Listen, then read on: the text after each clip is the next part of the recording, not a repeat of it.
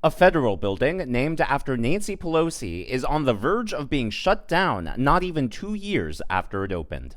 White House is looking to sell the Nancy Pelosi Federal Building on 7th Street and the century-old building at 50 United Nations Plaza. The Trump administration says it will save money by avoiding maintenance on the buildings, selling the properties, then leasing office space for federal workers. Former Congresswoman Jackie Spears says it's just about vengeance.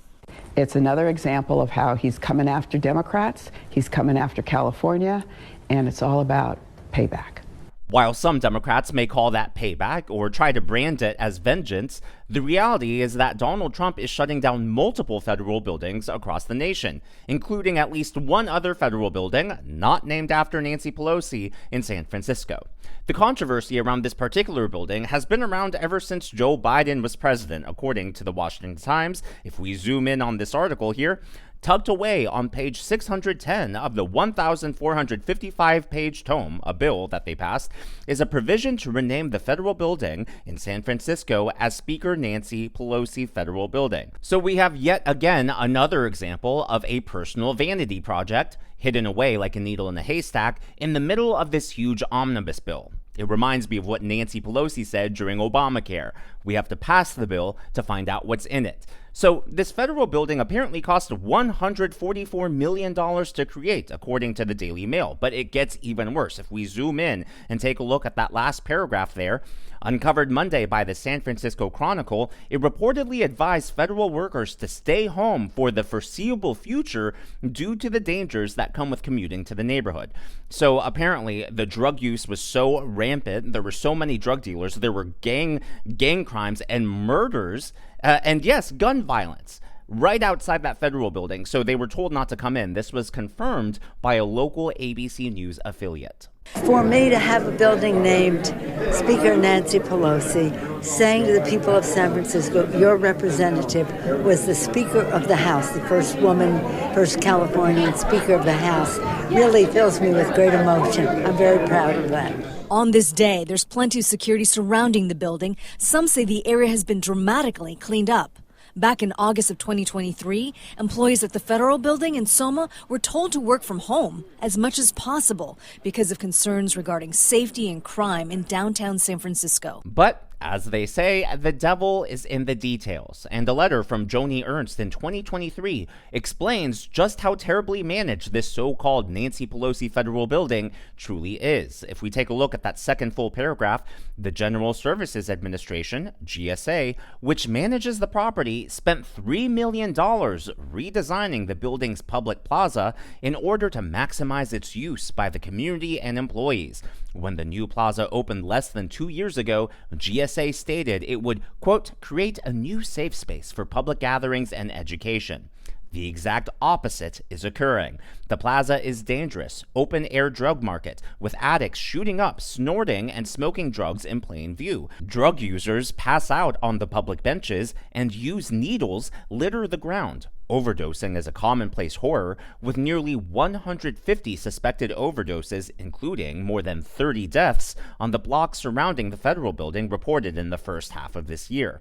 Dozens of dealers show up daily, one of which opened fire with a gun near the building recently. While fencing has been put up, addicts and dealers still hang around the plaza. So yeah, I personally agree with the Trump administration's assessment.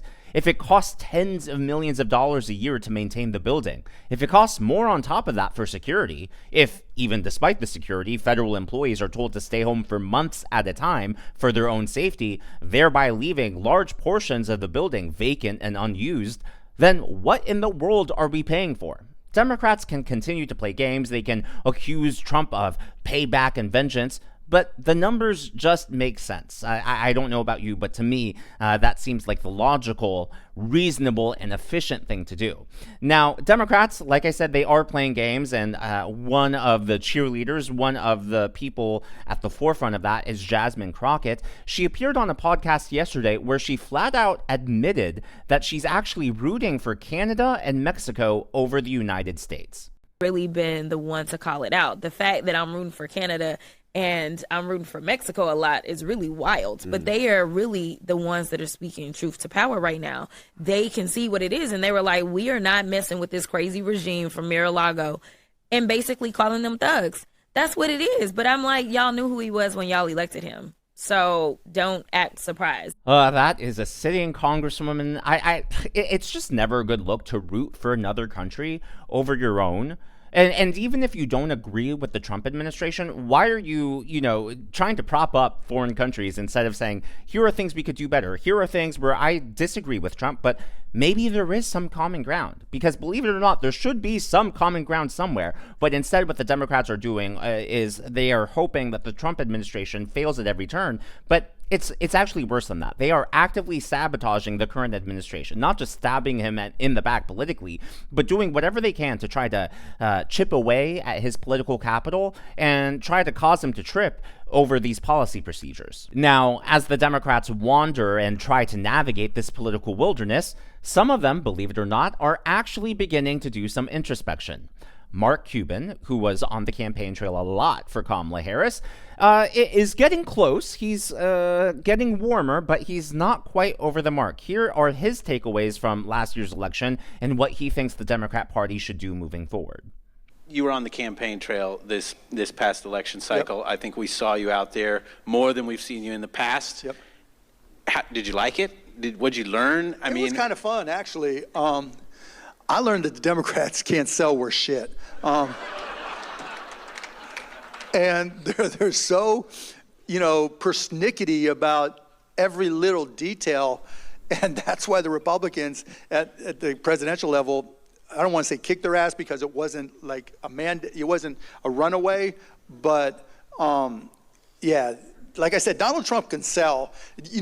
If you gave the Democrats a dollar bill and said you can sell these for 50 cents, they would hire 50 people to decide if they really, to try to figure out how to do it, and then would not know how to sell a dollar bill for 50 cents. If you gave it to Donald Trump and said sell this dollar bill for $2, he'd figure out a way, right?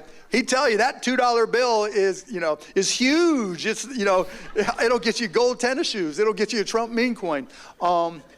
That's the problem, and that's what I learned. And so I got to the point after the first event I went to, I said to the Harris people, you're not allowed to say a word to me. I don't care what you think.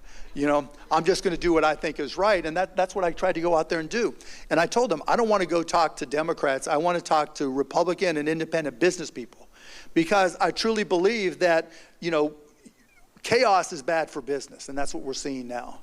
Even if you don't absolutely like the programs, the reality is, there's 33 million this is what I would say. There's 33 million businesses in this country. 30 million are single owner sole proprietorships, and 95% of those make $400,000 or less. So from a tax rate perspective, their plan was if you're making $400,000 or less, your taxes aren't going up, and there's a good chance they were going down. And so, okay, they didn't know how to say that. They had no idea it was that simple. For everything that Mark Cuban said that was actually right, there were just as many things he said that he totally missed the mark on. The best example was, yes, Donald Trump is great at branding. Yes, Donald Trump is great at messaging and marketing and getting his point of view out there.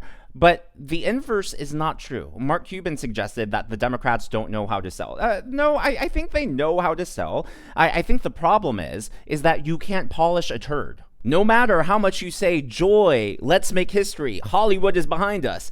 If you have a turd, you have a turd. It still stinks. It's still awful at its job and is not worth anything. So I completely disagree that marketing was the reason why Democrats lost, which was what Mark Cuban was suggesting. They just didn't know how to sell. He also revealed some interesting tidbits. So during the campaign, Mark Cuban was sort of a headache for the Harris campaign. He said a few things that really did not help them out. And he revealed that he did that on his own. The Harris campaign was trying to control what he was saying, trying to give him talking points. He said, I'm going to do what I want, which I think reveals not just the dysfunction within the Democrat Party, but the lack of vision. I get that you can't control someone else's speech. You can't keep someone on a leash at all times, and we shouldn't want that. But if the Harris campaign was truly strong, if Mark Cuban truly believed in what that campaign, what that candidate stood for, he would have played ball with them. But he realized, no, what you're doing isn't working, so I'm going to do it my way. So I think that revealed a lot right there. And finally, I disagree with his whole premise about chaos. He said that businesses don't like chaos, which, number one, I disagree with that. And then number two, who's to say that things are chaotic right now? things are chaotic in the federal government for sure when it comes to DOGE and overhauling the system and trying to make it more efficient. But how does that relate to the private market? How does that relate to corporations and businesses and mom and pop shops? And even if it did relate, chaos can sometimes be a good thing. I think chaos can spark innovation. In many cases, it evens the playing field. In other cases, it can attract new talent and rejuggle things. Complacency is just as bad for business, I would say, as chaos. It's not to say that we want chaos at every turn and chaos is the greatest thing ever. But I think that he, again, yes, I get he's a billionaire, but that doesn't mean he's infallible. That doesn't mean that he knows all. Like Mark Cuban, really, if you think about how he got his money in the middle of chaos. He got his money thanks to the chaos of the internet and the chaos of new technology. Because like I said, chaos in some cases can drive innovation. It can disrupt complacency, attract risk takers, and in other cases, it creates bargains. Hey, that business is being sold and it's a great deal and we're going to take that. Or, hey, bargain prices, let's refill our inventory. There are just so many ways in which disruption can be good for a system. But of course, the powers that be rarely like disruption because they have the most to lose. So over the last few days, I've been talking about the DOGE dividend checks, the one-time $5,000 check that every American taxpayer could potentially get. The idea was started by James Fishback. Well, CNN's Michael Smerconish had James Fishback on, and they got into a heated argument, and Michael almost cut off James Fishback's mic. Now, this is a long clip, so instead of playing it and then responding at the end, I just to give you a heads up, I'm going to start and stop this along the way. Every American. I'm going to get to the economics. Come on, I gave you a chance for a great sound bite. You got and those soft power exercises make for great sound bites. But when you drill down, for example, on Sesame Street in Iraq, they often make sense. Joseph Nye from Harvard, who gets credited with the coinage of the word soft power, you'd rather spend on that than bullets. But wait. You want to talk about there was a terrorist attack in Iraq last month that killed 40 people. It's clearly not working. Soft power and Sesame Street are not working. If there are terrorists, we need to kill the terrorists. We don't need to fund Big Bird and Elmo. Maybe the terrorist would have been better off watching Big Bird than learning in a madrasa. Let me make my point. Put on the screen from the Peterson Foundation. So what Michael, the guy on the left, is trying to say, and it's the argument that the left is making about USAID funds, is that we're investing in soft power and we're investing in goodwill overseas. Now, what's funny is the Democrats claim to be the party of science. They claim to be the party of facts. Can they tell us how many terrorists have been prevented because they watched Elmo? How many terrorist attacks didn't happen because Big Bird was on TV? I mean, that program costs tens of millions of dollars a year, and they can't answer that because we don't have any statistics on that. The best they can give us is, we helped improve life expectancy in the Middle East. Again, where's the proof that builds goodwill? Where's the proof that actually helps our national security? It's good in concept, but it's still technically a hypothesis and a theory because how do you even begin to track the results of that? This is where the rubber meets the road. We are $36 trillion in debt. I don't know if you can see that, but that's $106,121 for every single person in America. So if Elon Musk is successful in saving us money from waste, fraud, and abuse, and by the way, James, I hope that he is. I don't like the approach, but I like the fact that something's being done. There is no money in the till. We owe $36 trillion. We owe $106,000 each. So whatever the savings ought to be, it's not like President Trump's doing us a favor by giving us 20%. Everything ought to go to the debt because the Peterson people say by 2050, 50% of all revenue is going to go to satisfying interest on the debt. So in the first breath, Michael is defending us spending millions and millions and millions in the Middle East for Sesame Street and for those health programs which help increase their lifespans. But in the other breath, he's saying, no, we can't afford to give American taxpayers $5,000, which, by the way, that money would not be printed because it's money that Congress has already appropriated. We should be paying the debt. Your response? My response is this. We should be paying the debt, which is why the Doge dividend incentivizes every American to call out waste, fraud, and abuse, to lower the budget, to narrow the deficit, and to bring down the debt. Where was this emergency over the debt when we sent $350 billion to Ukraine to be wasted? Where was this emergency, Michael, on CNN when you guys were advocating $7,000 to migrants in Chicago? $7,000 a month per migrant, and now we want to spend $5,000 one time from President Trump to hardworking Americans. The migrants didn't deserve $7,000 a month. Hardworking Americans deserve a $5,000 check with President Trump's name on it. So enough with the double standard. So this is the point where Michael starts getting really combative with James. Just in case you missed it, what the plan is Doge is looking to cut $2 trillion from government spending. And the argument that James Fishback is making is, hey, as a sign of goodwill towards the American people, as a sign not just to help people, but to try to reestablish the trust between the people and the federal government, is out of that $2 trillion that we find in waste, fraud, and abuse, let's return 20% to the American people. That's how the $5,000 check would be funded. And then the remaining 80%, the $1.6 trillion, all of that would go towards the national debt and help reduce the annual deficit. Ukraine did not deserve $350 billion. Okay, listen to me. Listen to me. This is Madoff-like.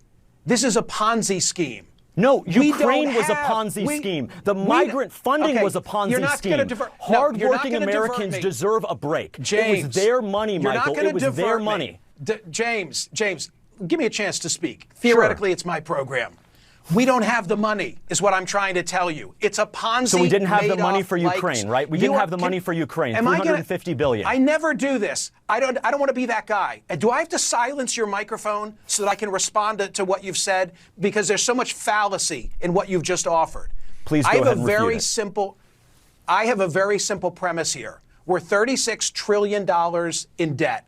It's a fraud. As much as I want to see us cut waste, fraud, and abuse, it is an absolute fraud to say to the American people, because of what Musk is doing, we have $5,000 to give each of you. The only way we have $5,000 is if we're borrowing it, because we're that far in debt. I'm trying to meet you halfway, which is simply to say, what a good thing that finally we're going to look at waste, fraud, and abuse, albeit it shouldn't be in this haphazard fashion. But let's at least be honest with the American people that whatever we quote unquote save, we already owe. Well, the money has already been borrowed and appropriated. It's not like this would be additional money that's being borrowed to give $5,000 to every single American. It's let's cut $2 trillion. Let's put 80% of that towards the debt. And then, as a sign of goodwill, and again, to help reestablish trust with the people in the federal government, let's give 20% back to them. I think that argument makes sense. And it's just so funny. Funny is the wrong word. It's so frustrating to see Democrats who, over the last 4 years, had no cares in the world about the deficit, had no cares in the world about debt, and all of a sudden, that's all they're talking about. All these things that they have never cared about, all of a sudden, they're up in arms about whenever Trump is actually tackling the issue and then trying to help the American people out. It's just, I don't want to say mind-boggling, because we've seen it, we're used to it. But it is impressive that no one on the left side of the aisle seems to be able to learn the lesson that the American voter was trying to send them. One last story. According to Politico, Musk says all federal employees need to explain their work or be let go. So apparently, federal employees are all going to be receiving an email shortly asking them to explain what they've done over the last week. And anyone who doesn't reply to that email, a no response is going to be received by the administration as a resignation letter. So that is really interesting. This is probably going to be the biggest cut yet. They've already been laying off different people from various agencies and huge sweeping cuts. But for whatever reason, something in my gut is telling me that this is going to be the deepest cut yet. As always, all of that is just my analysis and commentary. That is what's going on in the world of politics from my point of view, and I would love to hear from you. So what did you think about Mark Cuban's assessment of lessons that the Democrats should have learned and the vision and the journey for the Democrats moving forward. Do you think Mark Cuban was way off the mark? Do you think he was partially on the mark? Do you think he hit the target on the bullseye? Like I said, I think he missed the point completely. I don't think it was messaging and marketing. Like I said, you can't polish a turd. I guess you can sort of polish it, but it's still a turd. I don't even know how that would work. I don't want to keep thinking about it. But yeah, let me know your comments down below. If you haven't already, please give me a thumbs up. I know it's a simple thing to ask for, but it really does help me reach more viewers like you in the algorithm. Be sure to smash that subscribe button and to check out one of these videos.